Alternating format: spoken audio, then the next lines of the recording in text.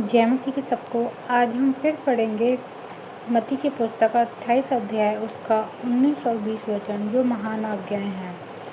इसलिए तुम जाओ और सब जातियों के लोगों को चेला बनाओ और उन्हें पिता और पुत्र पवित्र आत्मा के नाम से बपतिस्मा दो और उन्हें सब बातें जो मैंने तुम्हें आज्ञा दी हैं मानना सिखाओ। और देखो, मैं जगत के अंत तक सदा तुम्हारे संग हूँ। हालेलुया।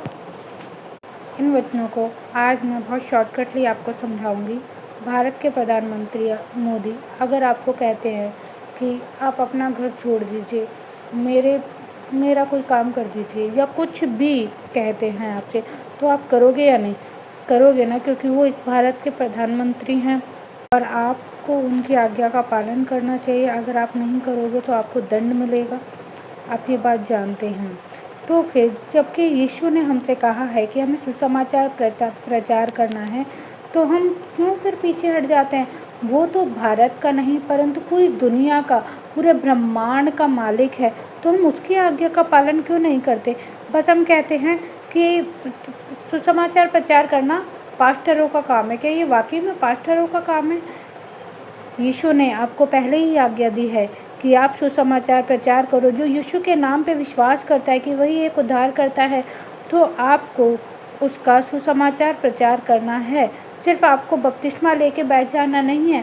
सिर्फ हम क्या सोचते हैं कि अरे हमें बपतिस्मा लेना चाहिए, हमें परमेश्वर की आज्ञा का पालन करना चाहिए।